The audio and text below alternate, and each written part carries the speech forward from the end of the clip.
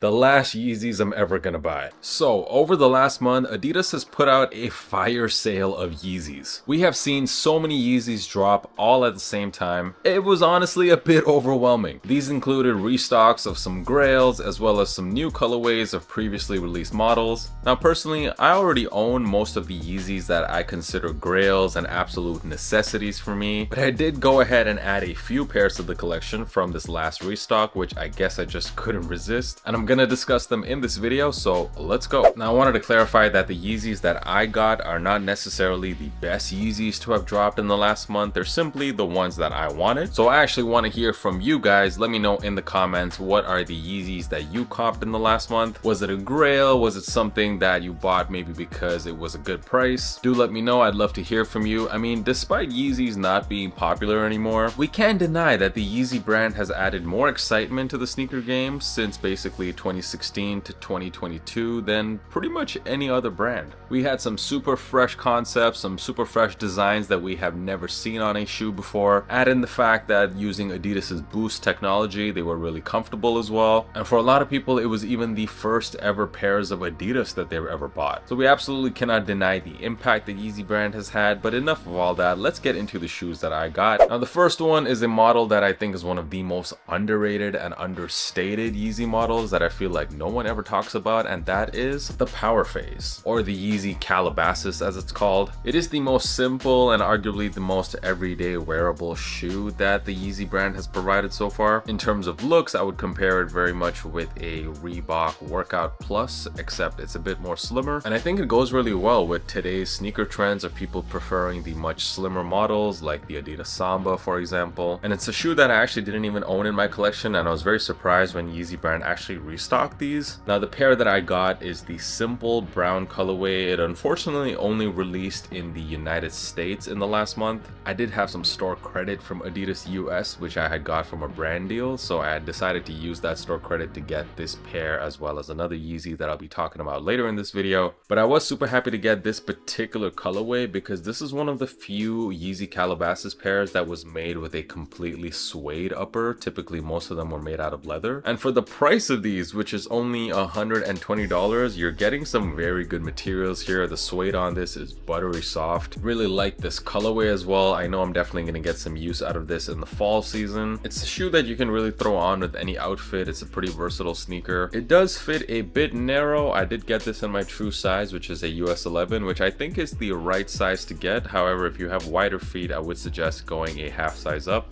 This sneaker does not have any boost or anything like that. It's in fact quite an outdated technology, so don't expect much in the way of comfort. But I mean, just for an everyday fall or winter beater type of sneaker, this one is pretty perfect. Yeah, I'm pretty happy with these. Happy to add this to the collection. Moving on, so the next two shoes in this video, I'll admit, I only bought them because they were a really good price. Now, if you look at most of the shoes that Yeezy brand had dropped to 50% off in the last month, let's face it, most of them should have been 50% off a long time ago, if you know what I mean. But there was one model that I thought, wow, that is a steal at that price, and that is the Yeezy Quantum. The Quantum is another model that I feel is a bit slept on from Yeezy brand. They do look quite similar to the 700 V3s, but unlike the V3s, these actually have a full boost midsole, so they're just way more comfortable than the 700 V3s. Maybe these weren't that popular because people didn't really like the design. It is a high top sneaker, so that might have thrown some people off. There were a bunch of colorways that dropped at 50% off, and I got two of them, which I felt were the cleanest. The first one is this Mist colorway, which pretty much looks like an off-white or eggshell based upper. In fact, this colorway reminds me a lot of the 700 V3 Azales, and it's got like a yellow bottom with some red detailing in there as well. It's just a super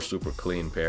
And the other one, pretty much an opposite colorway, so I went with the Onyx, which I have to say, at least for me, this is my favorite colorway of the Quantums. It's just a shoe that I think looks really nice in a dark tone, in a dark colorway. Got these hits of gray and black on the upper. These shoes do come with a nice prime knit breathable upper, as well as you have this neoprene collar. There's also quite a bit of reflective detailing on the shoe, especially on the heel. That entire heel counter there is done in a 3M. Now, my issue always with the Quantums, well, I had two issues. The first was the price. The retail price on these was $250, which I thought was just a bit overpriced because I didn't didn't think the shoe was as good looking as, let's say, for example, the 700 V1s, the V2s, or the V3s. And the other issue I really had with this shoe is that I just felt it looked really big and rather clunky on feet, especially if you try wearing these with shorts. But what I've discovered is that the way to get around that is simply wear some baggier, some floatier pants. I would say one really good option is the Uniqlo U parachute pants. I think they go so well with this shoe. It's not the best fitting sneaker, if I'm gonna be completely honest, so I got this in a size 11.5 because I go a half size up in the Quantums, and while they do fit me much better than true to size, I have to say that on both the true to size as well as a half size up, there is a slight bit of heel slippage for me, which is not something I typically experience with Yeezys. I also get the 350s as well as the 700s in a half size up, and I'm perfectly fitting in those. But with these at true to size, they're just way too narrow in the toe box, and at a half size up, it doesn't feel that tight. However,